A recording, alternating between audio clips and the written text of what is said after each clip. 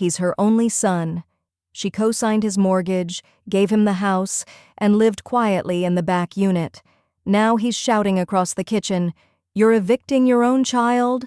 Naomi doesn't raise her voice. She slides the deed across the counter. "I'm not just your mother. I'm the majority owner, and you're out." This isn't revenge. It's what happens when you underestimate the woman who built the roof over your head. Wait, before we go any further, I gotta ask, where are you watching from? Drop it in the comments and don't forget to subscribe. I gave him my credit score. He gave me silence in a glass office. The walls were glass, but the betrayal felt solid. Naomi stood just outside the conference room, her fingertips brushing the edge of the cold metal door handle. Her breath caught mid-inhale. She hadn't meant to overhear anything. Not really. She'd only come to the bank because her calendar reminded her of the refi appointment, and she'd assumed, like any responsible co-signer, that her presence was expected. But when she arrived, the receptionist blinked and said, "Oh, they already went in," as if Naomi were a late guest to her own performance. Inside, Ben was laughing, that familiar, performative chuckle he used when trying to seem in control. "Oh, Naomi?"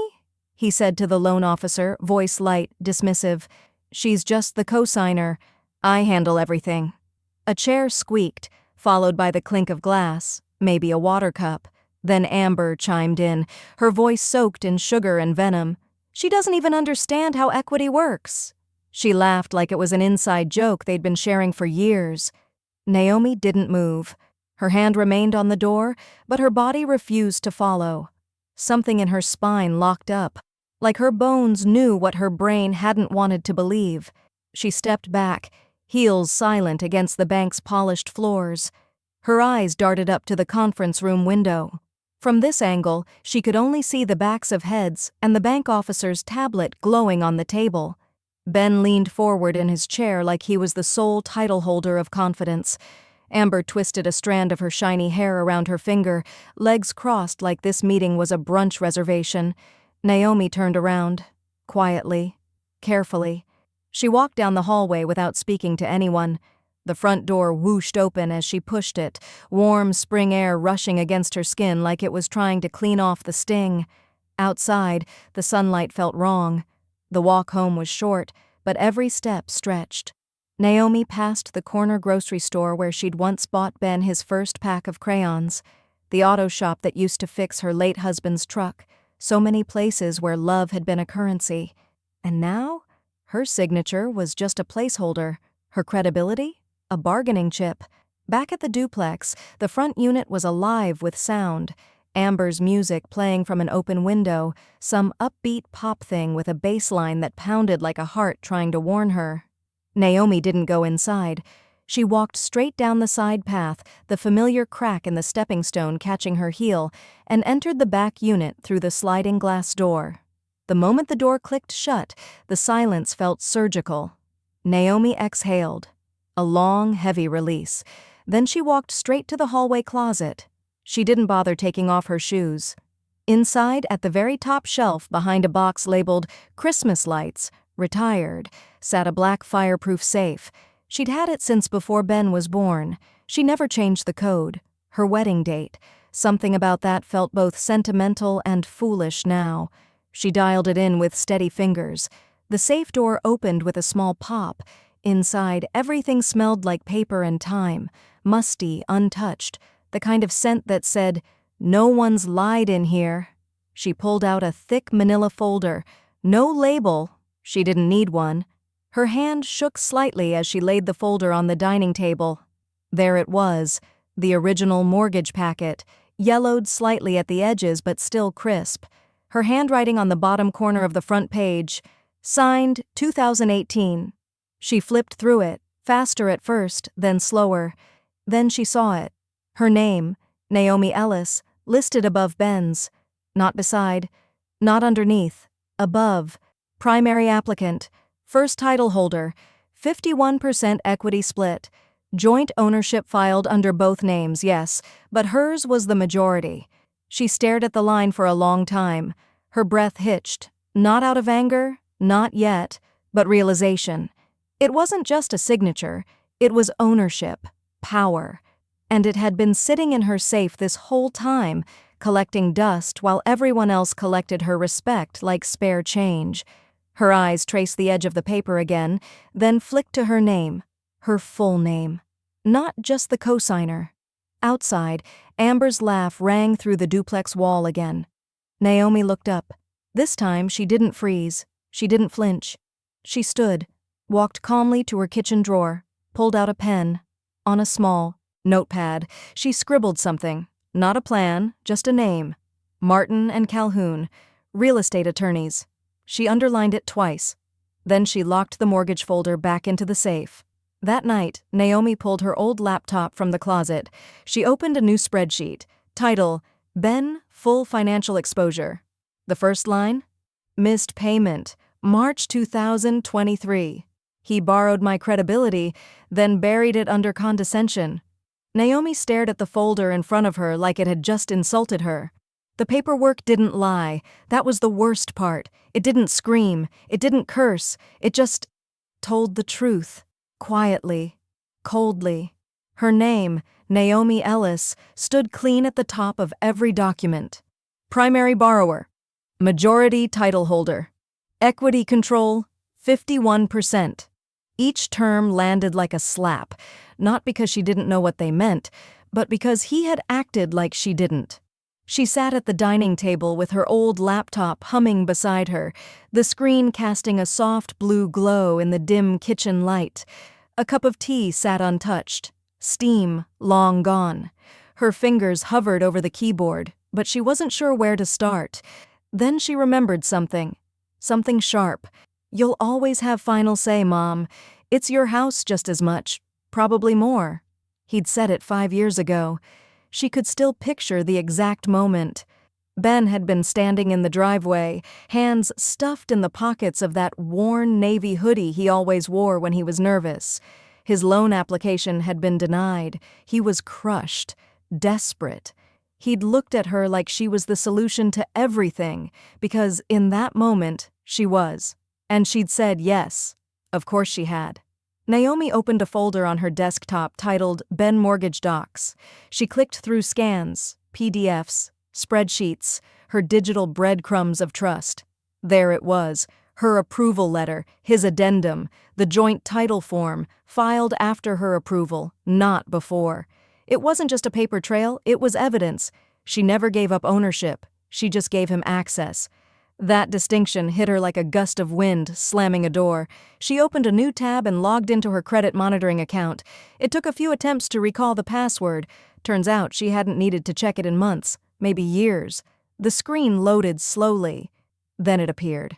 Credit score, 648. Her breath hitched. That wasn't right. She clicked History. 2 red flags popped up like little digital wounds. Missed payment. April 2023. Missed payment. October 2023. She blinked hard. Last April, she'd had bronchitis. Last October, she'd been visiting her sister in Oregon. Both times, Ben had said, "Don't worry, Mom. I've got the bills this month." And she'd believed him, like a fool. Number, like a mother. Her hand moved to her mouse. Click. Open folder. Ben Tuition 2009 to 2014.xls. The spreadsheet blinked open. Rows and rows of figures stared back at her. Every semester, every textbook, every emergency dorm fee. She tracked it all, down to the parking pass he swore he didn't need. She scrolled to the bottom. Final total, $81,723.16. The number sat there like a ghost. He'd promised to pay her back someday. But she'd never really expected it. What she had expected was respect, recognition, a seat at the damn table. Instead, she'd been reduced to background noise in a glass office. Naomi closed the laptop and stood up, spine stiff. She moved to the mirror above the hallway console. Her reflection looked tired, but sharp. Wiser than yesterday. Angrier, too. She opened the drawer beneath the mirror and pulled out a yellow legal pad, scribbled a name at the top, Julia Marks, Real Estate Law.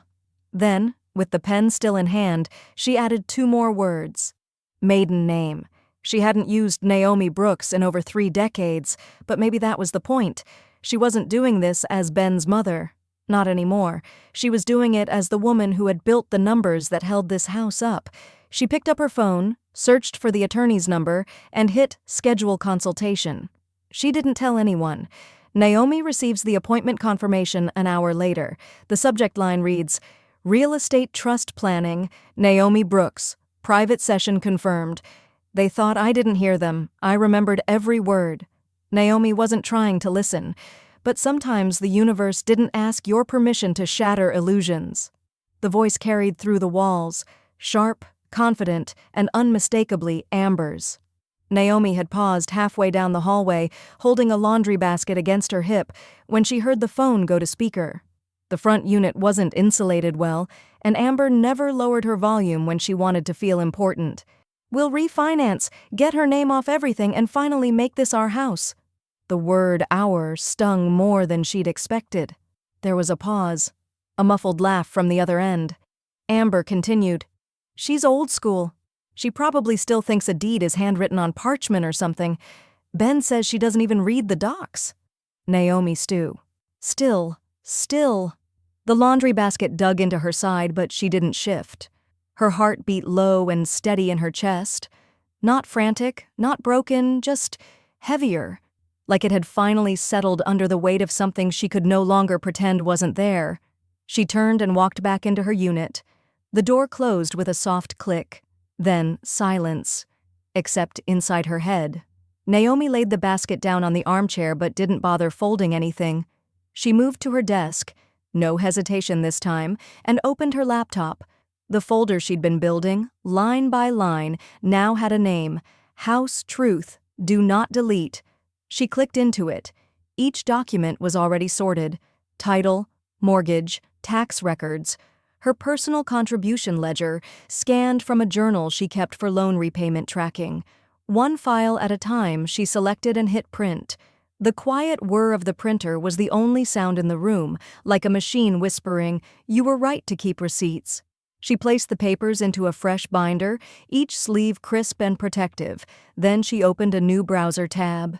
Search bar: Can a co-signer with majority equity sell without joint consent? Enter. Dozens of articles, legal blog posts, and real estate FAQs popped up, some vague, some dense. But the pattern was there. If her name was primary, if she held majority ownership, and if the deed wasn't locked into restrictive joint tenancy terms, then she had options, real options. She opened one article titled, "Partition Actions, When Co-Ownership Becomes Conflict." She read every word, twice. She leaned back in her chair, staring up at the ceiling fan. It spun slowly, casting shadows like old memories across the paint. Her eyes landed on the framed photo near her bookshelf, Ben in middle school, wearing his first suit at the science fair. She'd bought it from a thrift store and tailored it herself. A smile tugged at her lips, but it didn't last, because behind that smile was a different memory. The bounced check. It had happened 2 years ago. The mortgage had nearly defaulted that month. When she'd gently asked Ben what happened, he'd waved her off with a too smooth chuckle. "Mom, you don't need to stress over that financial stuff. I've got it handled." She'd tried again. "But the bank called me, Ben. They said my name was—" "Don't worry your pretty head about legal stuff. It's all just paperwork." Naomi had frozen. It wasn't what he said. It was how he said it. Because she'd heard it before. Flashback. 1986. Mark, her ex-husband, flipping through tax forms she'd spent a week organizing. "You're sweet to try, Naomi, but just let me handle the real money decisions. You're better with the home stuff." She had smiled back then. Software submissive. Telling herself it was a compliment. That being needed was enough. Now she knew better. The ding of an incoming email snapped her back to the present. She turned to the screen. From Julia Marks. Subject: Quick answer on deed review. Naomi opened it. Just one line. Technically, you could sell the house without his permission, under current deed structure. She stared at it, read it again, then again. Outside, a wind chime clinked softly in the garden. A sparrow darted past the window. Inside, Naomi sat straighter, not taller, but steadier. The house wasn't slipping away. It was still hers. Maybe it always had been. Naomi clicked, "Reply." Her fingers didn't shake this time. She typed, "Schedule a strategy session. Use Naomi Brooks for all paperwork," and hit send. He said the bank loved his application. I called the bank myself. It started with a lie small enough to be forgettable, if Naomi hadn't already learned to remember everything. "I think I locked myself out of the refinance file," she said casually, holding her phone to her ear with one hand and stirring soup with the other. "Can you send me the latest packet, Ben? Just need to double-check my PIN." There was a pause, some clinking in the background. Probably the front unit's kitchen, where Amber was usually clattering around, pretending she understood compound interest. Ben answered too fast. "Still waiting to get pre-approved. They need a few things, nothing big." Naomi smiled into the steam rising from the pot. "Oh, all right. Let me know if you need anything." She hung up and turned off the burner. Then she wiped her hands, walked straight to her bedroom and shut the door behind her. She sat at her desk and pulled out the contact card she'd kept in the mortgage folder. It was smudged from years of fingerprints. Travis Dean, senior loan officer at Horizon Federal. She hadn't spoken to him since she first signed her name onto the original loan. She doubted he even remembered her. She dialed the number. 3 rings. Then a warm, professional voice. "Horizon Federal? This is Travis." Naomi kept her voice even. "Hi, Mr. Dean. This is Naomi Ellis. I co-signed a mortgage 5 years ago with my son, Ben Ellis. I believe he's working with you again on a refinance." She could hear the faint clicking of a keyboard on the other end. "Ah, yes, that name's familiar. Let me pull it up." A few seconds of silence. Naomi's fingers tapped rhythmically on the table, steady but pulsing. "Okay, got it here. Unfortunately, the application hasn't moved forward. We had to decline it pending additional support. His debt-to-income ratio's too high." Naomi nodded to herself. "And by support, you mean a cosigner?" "Exactly. Without one, the numbers don't work. If you were planning to cosign again, we could reopen it." She leaned back in her chair. The frame creaked beneath her weight. "And if I don't? Then he won't qualify. Not even close." Naomi didn't respond right away. She reached for her reading glasses, slid them off her face, and stared at her reflection in the dark monitor in front of her. Her eyes looked smaller without the frames, but clearer, sharper. She whispered to no one. "Good." That evening, the house smelled like rosemary chicken and baked garlic. Amber's playlist thumped through the wall again, some trendy trap song with more bass than melody. Naomi barely noticed. She was busy drafting. The kitchen table was covered with papers, property tax histories, title documents, attorney notes scribbled with highlighted quotes like, "You can sell without consent if holding majority share." In the center of it all sat a new document, typed cleanly, titled Notice of Sale. Initial draft filed under Brooks Property Management Trust Trustee, Naomi Brooks. She stared at the name, Brooks. It didn't feel like a disguise. It felt like a return. For the first time in weeks, her heart didn't race. It moved slow, strong, intentional. She opened her laptop and logged into her legal portal. Upload document, confirm details, submit filing processing. Confirmed. She exhaled. Not a sigh. A release. Then she opened a private listing service. Nothing public yet, just a quiet listing. No sign in the yard, no emails to Ben, not yet. But the clock had started ticking. Naomi returned to the kitchen, her glasses off again. She set the tea kettle on the stove, and just before it began to whistle, a confirmation ping lit up her phone. Notice of sale filing received, listing live under trust ID number BX1134. He thought I was his backup plan. I became his deadline. Some storms roll in loud, flashing warnings across the sky. Others arrive disguised as sunshine. It was a Friday morning when Ben and Amber left for a weekend couples recharge trip, one of those boutique cabin rentals with string lights and no cell service. Naomi stood at the window watching their car pull away, the SUV loaded with too many bags for a 2-day trip. Amber's laughter drifted out the open window, carefree and smug. Naomi didn't wave. She didn't even blink. The moment the tail lights disappeared, she turned and opened her phone. Text to Elise, stager. Front unit is empty. You have 4 hours. Go by noon, the house didn't smell like home anymore. It smelled like lemon polish and vanilla staging spray. The windows gleamed, the hardwood floors glowed, and the old couch was dressed in throw pillows that had never heard Ben's lazy complaints or Amber's half-arguments about brunch. Naomi stood in the hallway as the photographer clicked away, the shutter snapping like a metronome counting down to something permanent. "Do you want to include both units or just the front?" the photographer asked. She didn't hesitate. "Just the front. For now." By 4 p.m., the listing was live. Private. Select off-market buyers only, vetted through her lawyer's real estate network under the Brooks Property Trust. No street address, no Zillow, no signs in the yard. By 6 p.m., 3 buyers had requested the financials. By Saturday evening, one made a near-asking offer, with a condition. No drama, no disclosures to other tenants. We want clean possession. Naomi stared at the email. The words weren't cold, they were efficient. Transactional. Just like the ones Ben had once used when explaining why refinancing her off would be easier for everyone. She clicked forward and sent it to Julia, her attorney. The reply came an hour later. "This buyer's serious. I've started the trust transfer documents. Let's prep for fund allocation. Where should we direct your disbursement?" Naomi didn't answer right away. Instead, she opened a bookmarked folder on her desktop. Senior Living Co-ops. Private listings. She clicked through listings, small, quiet communities with garden plots, shared libraries, and no shared walls. She found one just 12 miles away, big enough to breathe in, small enough to disappear into. She opened her email. "Direct to Laurel Pines Co-op, Unit B7, deposit and transfer to follow. NB." Sunday afternoon, the house was empty again, not just of people, but of history. Naomi stood in the kitchen, wiping down the fridge door one last time. Her fingers brushed against a pad of neon sticky notes.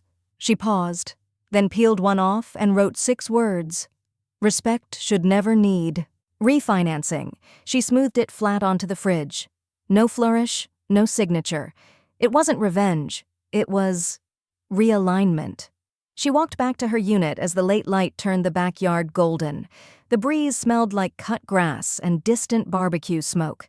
For a moment, everything felt eerily, beautifully normal. Until her phone buzzed. Just one alert. From the Chase banking app Ben had added her to when they first co-signed, because it just makes things easier, Mom. Real estate trust activity linked to primary address. Transaction flagged for review. She read it once. Then again. The message hadn't gone to her alone. Ben would have gotten it too. Naomi locked her phone, heart steady, hands calm. She walked to the window and looked toward the driveway. Empty now, but not for long. Somewhere on a remote dirt road, Ben's phone had just buzzed. And she knew. He would come back early. They forgot to save me a plate again. I remembered signing their mortgage instead of my own retirement plan. The scent hit her before the door even fully closed. Ginger, soy, the unmistakable sharpness of garlic chicken left open too long. Naomi stepped into the shared kitchen and saw them before they saw her. Ben and Amber, perched at the counter, half laughing with 2 friends she didn't recognize. Takeout containers covered the island. Greasy paper boxes, chopsticks balanced across lids, half-drunk cans of sparkling wine. Amber glanced over. "Oh, hey, Naomi," then turned back to her friend mid-sentence. Ben didn't even look up. Naomi stood in the doorway for 3 full seconds, her eyes scanning the room, not for confrontation but for proof. There were 4 plates, 4 people, not 5, not one for her. She crossed the tiles slowly, placing her keys on the counter like a silent claim to space. The conversation continued without pause. Amber gestured with her fork, grinning.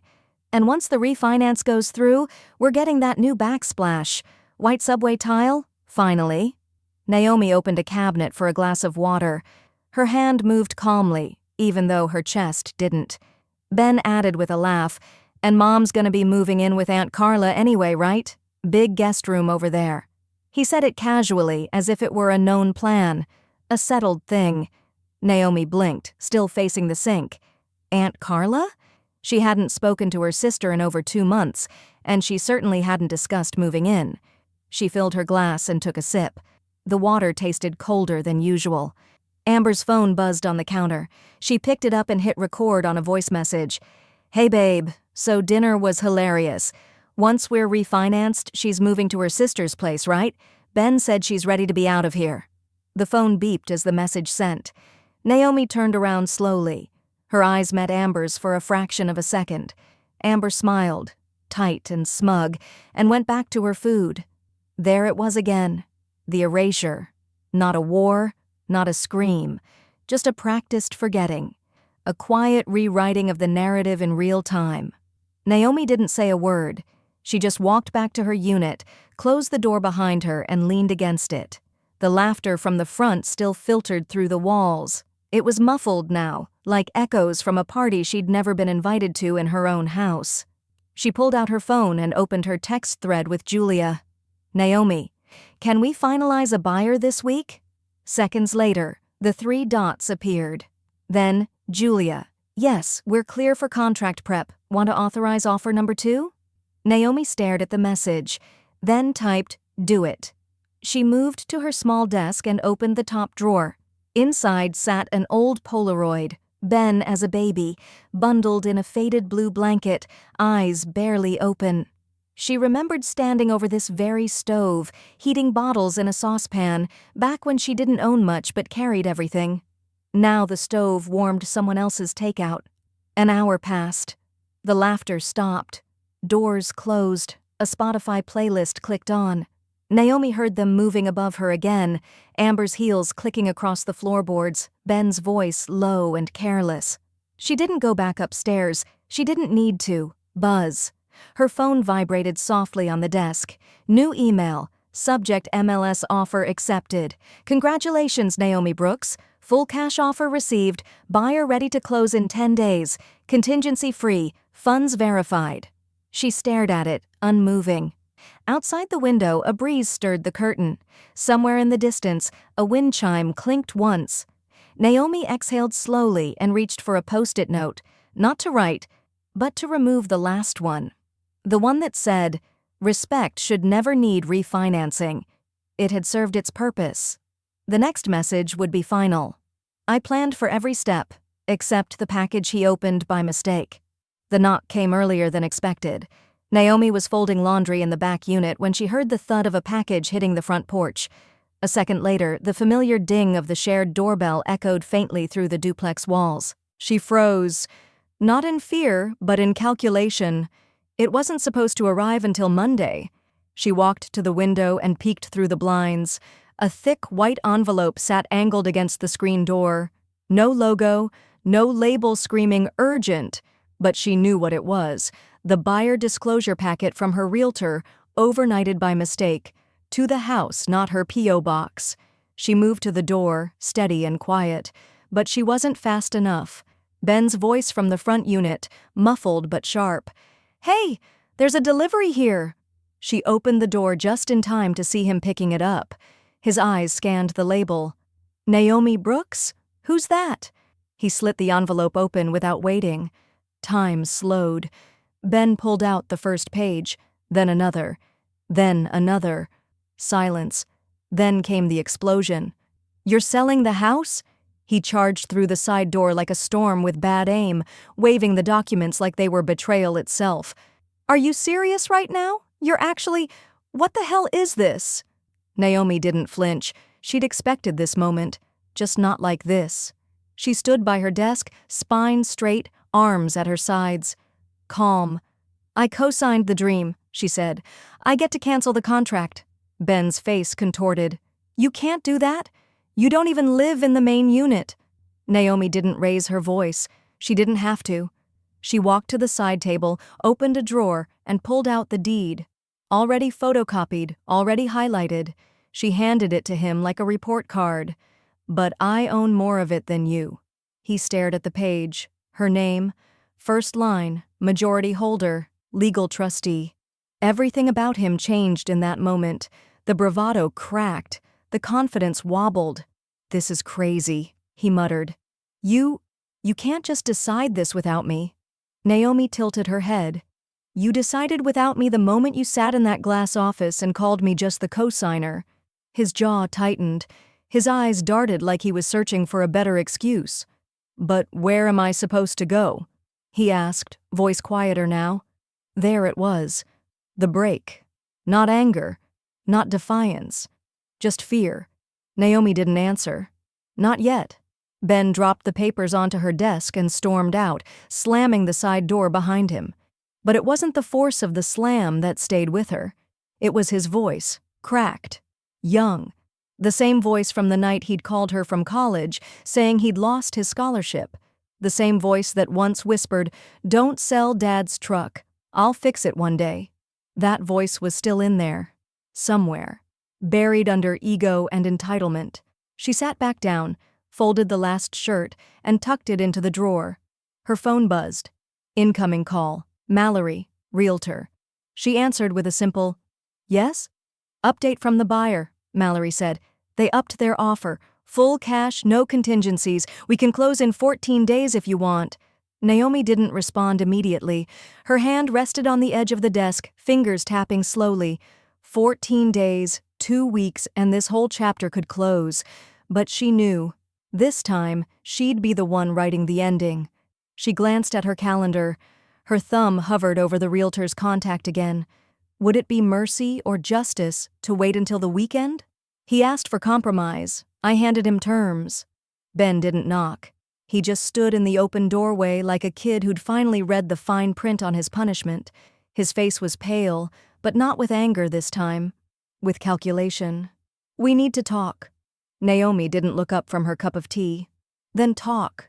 He stepped inside, clutching a worn spiral notebook, the same kind she used to buy him for math class.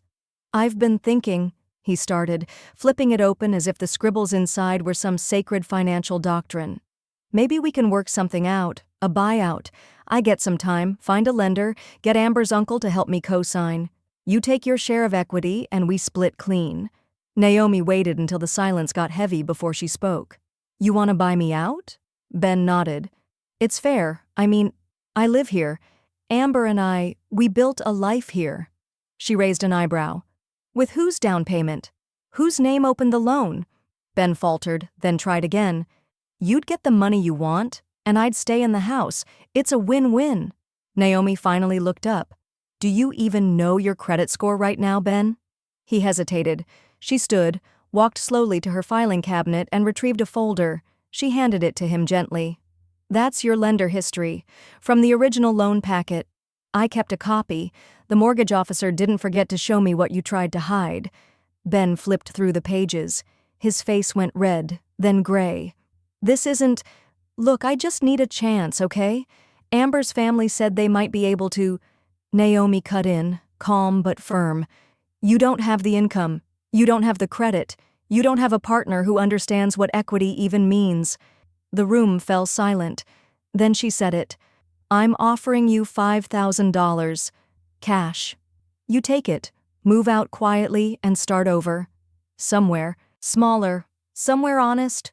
Ben opened his mouth to argue, but then Amber's voice cut through the hallway like a nail dragged across drywall. "Excuse me? You're offering him money?" Amber stood at the threshold now, arms crossed, fury blooming on her face like bruises. "That house was as much mine as yours. I helped paint the damn living room. I designed the nursery we were supposed to need someday." Naomi turned to her, eyes cold and clear. "Number, it was never yours. It wasn't even fully Ben's. It was built on my name. Your credit? Just a tenant." Amber's mouth opened, but no words came out. Ben looked between them, hands shaking slightly at his sides. Naomi let the silence stretch. "You have until Friday to decide," she said, voice soft as sandpaper. "Take the offer or walk with nothing. But don't expect another compromise." That evening, Naomi stood at her kitchen sink, watching the horizon swallow the sun. The sky burned orange, then purple, like something beautiful being swallowed without protest. She hadn't expected the ache in her chest, not over the money, over the act itself. Offering cash felt like guilt, like she was trying to pay off motherhood. But maybe that was the trap. They'd counted on her guilt, weaponized it, built comfort on it. She walked to her phone, typed a final message to her lawyer. Withdraw the $5,000 offer. No more negotiation. Send. That night, her phone buzzed again. Not a call, a notification. Instagram at @AmberRose_V posted to her story. White text on a black background. Some people pretend to help family until they ruin it from the inside. No tags. But Naomi didn't need them. Amber had declared war, publicly. Naomi closed the app without reacting, but her finger hovered over one icon: Archive, the folder where she'd kept every financial record, voice memo, and email thread since the refinance began. Because if they wanted to go public, she'd show them what the truth really cost. They slammed their doors louder each day. I made my silence heavier than that. Every door in the house had something to say. Ben's slammed in frustration. Amber's slammed in protest. The bathroom door slammed just because no one bothered to close it gently anymore. But Naomi? She'd mastered the kind of silence that echoed louder than anything they threw at her. It was a Tuesday morning when she started packing. Not big boxes, not luggage, just beginnings. Quiet ones. She parked her car 3 blocks away, popped the trunk, and opened the canvas tote she'd stashed beneath a blanket. Inside, 3 small photo albums, a Ziploc of flash drives, and a receipt folder marked 1995 to 2008.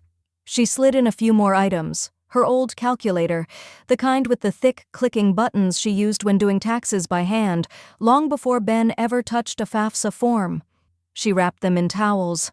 Nothing cracked, nothing spilled, just memory being boxed with intention. That evening she dropped them off at her friend Marla's garage with a quiet knock. "I'll explain later," Naomi said softly.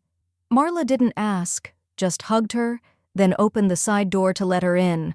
The next day, she packed the old mixing bowls, her mother's, yellowed with age and edged in blue paint.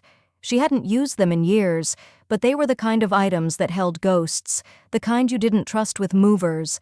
Then came the turntable. Mark's record player.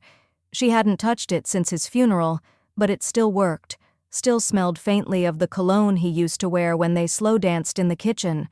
She unplugged it, wrapped the cord, and slid it carefully into a padded case. By Thursday, the spare room was emptier, but it didn't feel lighter. Naomi stood in the doorway, staring at the space where Ben's crib once was, then his bunk bed, then the desk he scratched his name into. There was no furniture left, just residue. She ran her fingers along the wall, stopping at a small nail, once used to hold a canvas painting of a sun with stick figures below it. Ben had painted it when he was 6. She still had it, rolled up somewhere in the garage. But now, no grandkids, no pitter-patter of tiny feet, just the muffled hum of Amber's podcast bleeding through the ceiling vents and Ben's increasingly erratic pacing overhead. She stepped back, let out a long breath, and caught a glint of silver from the hallway bookshelf, a small black frame. She pulled it down. Inside, a quote printed in her father's steady typewriter font, weathered but legible. "Fairness isn't passive. It's practiced." She held it in her hands for a long moment, then placed it face up on the packed box. By Saturday, the energy in the house had changed. Not a storm, yet, but a tremor. Ben had barely spoken to her. Amber hadn't looked her in the eye once. Still, Naomi noticed the printouts on the kitchen table. A Google search.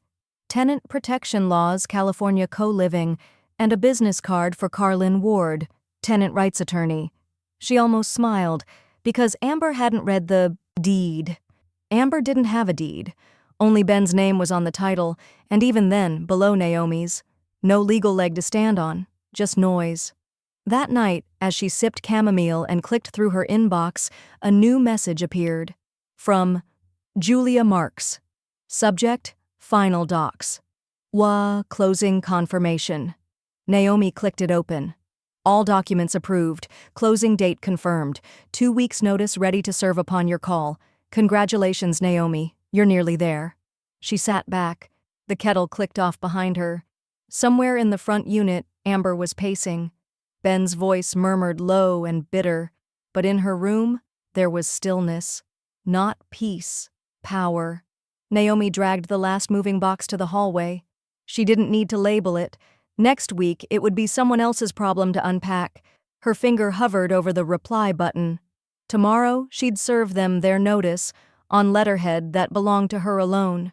He told the world I was just the co-signer. Now I signed the order that makes him the tenant.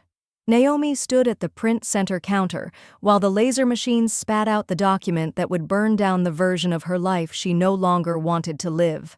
Notice to vacate filed by Brooks Property Trust served to occupants of Unit A, address redacted, effective 14 days from receipt. At the top, bold and unmistakable, sat her trust's official name. Her lawyer's firm watermark stamped the bottom right, and just above the signature line, Naomi Brooks, trustee, not Ellis, not Mom, not just the co-signer. By noon, it was taped to the front door, legal, clean, and unflinching. Ben found it first. Naomi heard the rustle, then the long pause, then the door slam so loud it rattled the picture frames in her back unit. "Naomi!" The roar came before the footsteps. His voice cracked, part rage, part disbelief, as if the walls themselves should have warned him this was coming. She didn't answer the first call. He banged on her door, hard enough to shake the hinges. She opened it, not wide, just enough to look him in the eye. His face was flushed red, eyes darting across hers, holding the notice like a death certificate. "You filed this? You're kicking me out? What the hell is this?" Naomi didn't move. Her voice didn't rise. "It's legal. It's final. And it's not a surprise." "You're abandoning me," he spat, shaking the paper. After everything I did for you." Her silence made the moment heavier. She stepped forward and looked him squarely in the face.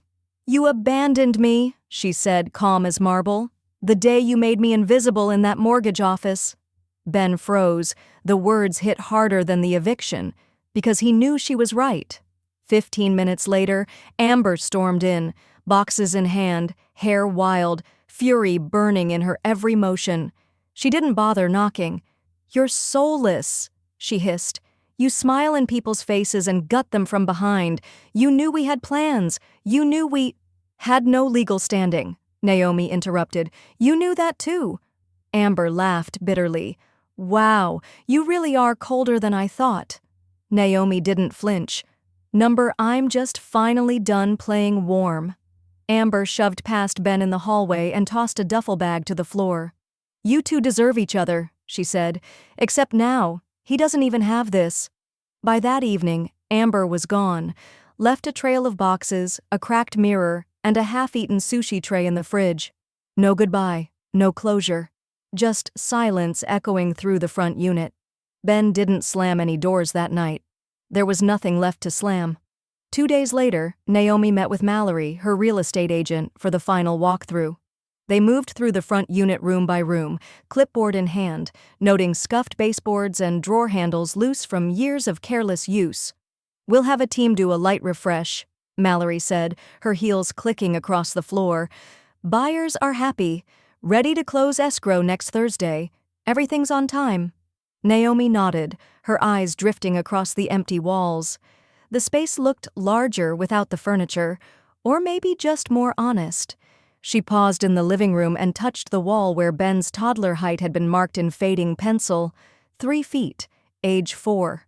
For a moment, the ache of motherhood rose in her throat, but it didn't consume her this time. That night, back in her own unit, she brewed a cup of tea and sat on the porch for the first time in weeks. The sky was soft blue, sun sinking slowly, and the neighborhood around her buzzed with lawn mowers, distant barking, and the clink of wind chimes from 2 doors down. Her phone buzzed in her lap. Text from buyer rep.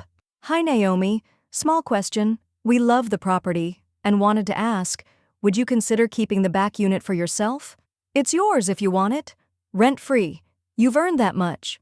Naomi looked up at her porch light flickering on. For the first time, she was the one being offered a home, on her own terms. But the real question was, did she even Want to stay anymore? Or had she already outgrown the house completely? They slammed the door on the way out. I kept the deed that unlocked every room. The front door slammed at exactly 8:17 a.m. Naomi didn't flinch. She was sitting at her kitchen table, coffee cooling beside her, listening to the sound not as an insult, but a punctuation mark, the kind that ends a long, breathless sentence you never wanted to say out loud. She heard the back of Amber's SUV creak open, boxes thudding into the trunk, a suitcase dragged across the walkway with zero regard for the wood trim she once sanded by hand. She didn't go to the window. She didn't need to see them go. The sound said it all. This is ours now. The silence that followed said more. No, it never was.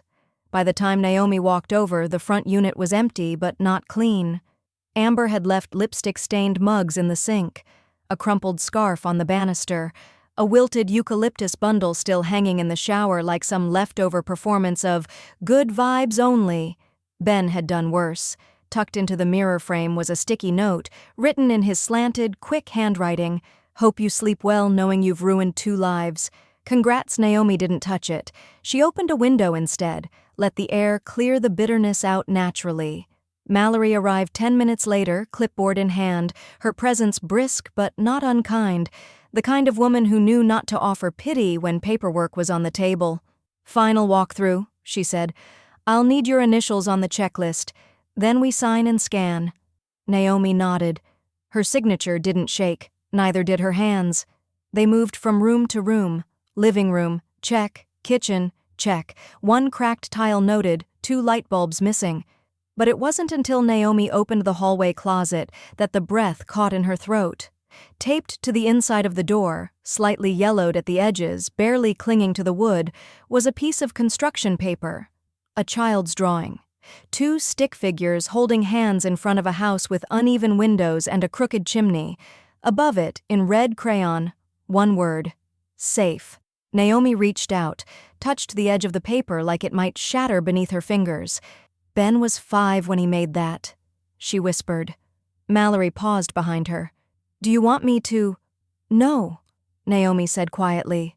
Leave it. I need to see it a little longer. Flashback.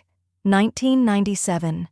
Ben, feverish and curled against her chest, whimpering as she rocked him in a chair beside the window. The storm outside was loud, wind scratching at the glass, branches tapping like questions she had no answers for. You'll always have a home, she whispered into his damp curls. No matter what. I promise. That promise had followed her like a shadow. Until now. They finished the walkthrough in silence. Paperwork signed, keys exchanged, deed filed, a legacy rewritten in real time. Mallory gave her a kind smile at the door. I've worked with a lot of sellers, she said. But this? This one's going to sit with me for a while. Naomi nodded. Good. It should. Alone now, Naomi stood in the empty living room of the front unit. It looked smaller than it had 5 years ago, not because it had shrunk, but because she finally saw it without the weight of someone else's expectations crowding the walls. She moved through the space slowly, not nostalgic, not cold, just final. She closed the hallway closet door, looked at the child's drawing one last time, then gently, quietly, locked the front door. Not with force, with peace. Her phone buzzed in her coat pocket as she walked back across the side path. She pulled it out. Call from Julia Marks. She answered. Hi, Naomi. Just wanted you to be the first to know. Escrow's officially closed. Funds transferred. You're now the sole trustee and legal owner of the property. Congratulations. Naomi looked back at the house. It no longer felt split into units. It was one structure. Heron. But she knew. The real decision hadn't been made yet. Would she stay? Or finally let herself go somewhere new? The rooms were empty, but they'd never been this honest. The silence was so complete it felt staged. Naomi stood in the center of the living room, barefoot on the hardwood floor, the ceiling fan creaking above like it had been waiting 5 years to exhale. No voices from the other unit, no footsteps overhead, no Amber's blender, no Ben's careless stomping, just the occasional pop of the settling house and the hum of her own breathing. She walked through the space slowly, each footstep echoing louder than it should have. Her shadow stretched across the floor, following her like it wasn't sure where she was going either. The walls, stripped bare of their usual noise, seemed taller now. Honest. She didn't feel victorious. She felt still. In the kitchen, she boiled water in the same scratched kettle she'd used for decades, the hiss and rattle of it grounding her. When it screamed, she didn't rush to silence it. She let it cry for a few seconds, long enough to acknowledge the years it had shared this house with her. She made tea, rooibos, steeped it strong. In the living room, she placed the mug on the coffee table, then knelt down to pull out the box from beneath the couch. She hadn't opened it in years. Inside, her old vinyls, dusty sleeves, scratched corners. She shuffled through them until her fingers stopped on one with a navy blue cover and a brass saxophone drawn in silhouette. Miles Davis, kind of blue. She placed the record on the turntable. The soft crackle as the needle found its groove felt more alive than any conversation she'd had in this room in years. Then came the music, warm, slow. It drifted through the empty space like it was reclaiming it with her. Naomi curled up on the couch, legs tucked under her, tea warming her hands. She didn't cry. She didn't smile. She just sat. The song faded into another. Her eyes drifted to the hallway, then toward the small desk in the corner she hadn't touched in weeks. On impulse, she got up and opened it, pulling out a notepad from the second drawer. She sat again and began to write. Not a speech, not a journal entry, just a letter. Ben, I co-signed to protect your future. You used it to rewrite mine. You didn't just misuse my trust. You made it small. You made me small. But here's what you don't understand. I didn't lock the door behind you. I just finally walked through it myself. She paused, looked at the words, then added one more line. And even now, I hope you find something worth holding on to. Naomi capped the pen. She didn't fold the letter, didn't seal it. Instead, she slipped it into a small silver frame and placed it inside the desk drawer, face up. Not for him to read, for her to remember. The tea had gone cold, the music had stopped. The house was quiet again, until, knock, knock. Naomi froze, not from fear, from recognition. The knock was hesitant, too familiar to be a stranger, too soft to be Amber. She rose slowly, crossing the room with calm steps, heart thudding low in her chest. She opened the door, and there he stood, Ben, alone, no bags, no Amber, just him, eyes tired, shoulders low. Mom, he said, voice cracked, can I come in? Naomi didn't answer. She stepped aside, and for the first time in this entire story, he waited to be invited in. He said I was just a co-signer. I showed him I was the collateral holding everything up. Ben stood in the entryway, soaked in silence. His hands were stuffed into his jacket pockets like he didn't know what to do with them. The jacket looked wrinkled, slept in. His shoes were muddy. His eyes, hollowed by nights that hadn't included sleep or pride, darted across the room like they didn't recognize it anymore. Naomi didn't offer a hug. She didn't offer tea. She simply said, "Sit," and motioned toward the chair across from her. He did, and for a long moment, neither of them spoke. The clock ticked above the fireplace. The record player still sat open, untouched since the night before. Outside, wind pressed against the windows. The house breathed around them. Finally, Ben exhaled. Amber's gone. His voice cracked like something freshly broken. Naomi didn't move. Took the car, most of the savings, said I was sinking and she wasn't going down with me. A beat. I'm staying in Nate's garage. He's got a couch out there. Says I can crash for another week. He looked up, bracing for judgment. Naomi gave none. He rubbed his palms together. It's cold, he added softly, and I don't know what I'm doing. Naomi leaned back, her fingers interlaced on her lap. Not angry, not smug, just steady. That's the first honest sentence you've said in this house since the refinancing started. Ben blinked, and the heat that rushed to his face wasn't embarrassment. It was grief. Grief for everything he'd unraveled, and the pieces he could no longer pretend to control. I didn't mean to, he started. Naomi cut in, gentle but firm. Stop. You meant exactly what you said back then. You didn't think I mattered. He looked down. She continued. You borrowed my credibility. You spent it like loose change, then told strangers I was just the cosigner. The words didn't need volume. They carried their own weight. But I was the collateral, Ben. I was the foundation. You didn't just gamble the house. You gambled the person who gave you one. Silence again. But this time it was full of listening. Ben's shoulders slumped. I deserve that, he said. Naomi nodded. You do. But then she stood, walked to the small side table by the hallway, opened the drawer, and pulled out a manila envelope. She placed it on the table between them. There's something in there I want you to see. Ben hesitated, then opened it. Inside, a notarized document, a financial trust registration. His eyes scanned the first few lines, brows knitting in confusion.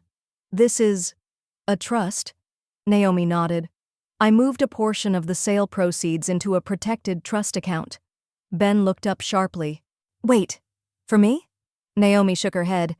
For your daughter, when you have one. His mouth opened, but the words didn't come. Why would you? He started, voice cracking. Naomi leaned forward, her voice suddenly softer than it had been all evening. Because legacy isn't enabling, Ben. It's remembering who you were supposed to become and making sure someone else still has a chance to. He looked back down at the paperwork, then at her, eyes glassy. I don't deserve that. You don't, she said without blinking, but she might. They sat there in silence. For the first time in a long time, it wasn't a war. It was a reckoning. Finally, Naomi stood and walked to the credenza by the front door. She opened a small wooden box and pulled out a single silver key on a loop of leather cord. She walked back and placed it gently on the table. It's to the guest unit in back. Not the house. The guest unit. That's all I'm offering. Ben stared at it. I'll pay rent, he said quickly. Eventually. When I can. Naomi didn't smile. She didn't reassure him. That's between you and your own conscience now. Ben picked up the key like it might vanish in his hands. Naomi turned away, not to avoid him, but to let him choose. Behind her, the door to the back unit creaked open. He had a place to stay, but not a place to hide. He asked for the front door. I gave him the back entrance. And a second chance. The key clicked once in the lock. Soft, final. Ben didn't say anything as the door to the guest unit creaked open. Naomi watched from the garden path, arms folded, face unreadable. There was no ceremony, no bags dropped dramatically, just a quiet nod from him and a tired step inside. She had set the unit up herself the night before. Fresh linens, working light bulbs, a new deadbolt. Nothing fancy, but enough to make it livable, temporary, boundaried. She didn't tell him about the lease right away. She waited until morning. The next day, she left a manila envelope on his small kitchen counter.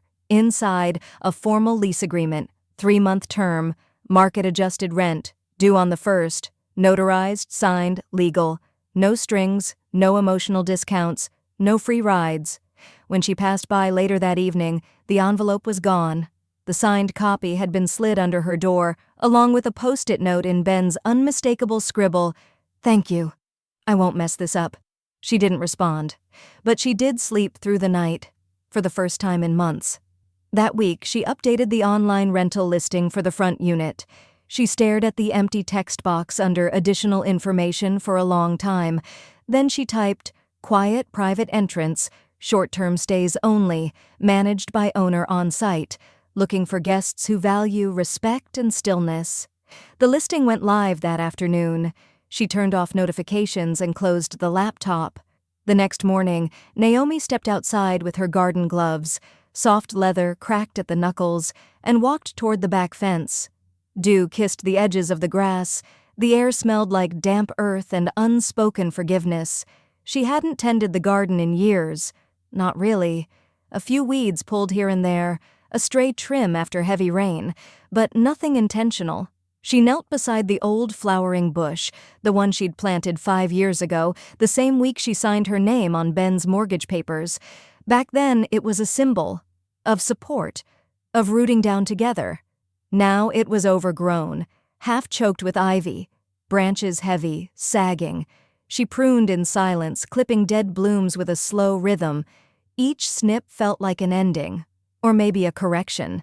As she worked, she caught movement from the corner of her eye, Ben standing in the doorway of his unit, holding a mug of coffee. Watching. He didn't interrupt, just gave her a small nod before stepping back inside. She smiled. Barely. By noon, the sun crept over the fence and the garden felt lighter, cleaner, like it remembered what it was made for. Naomi stood, brushed off her knees, and walked back to the house. Her phone buzzed. She glanced down. One new inquiry, front unit. She opened it, expecting another out-of-state vacationer looking for a weekend stay.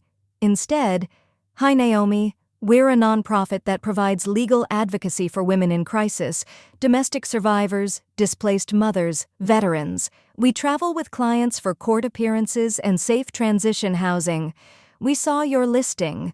Would you consider hosting us short-term?" Lydia M., Western Women's Justice Network. Naomi stared at the message. Her heart skipped once, then steadied.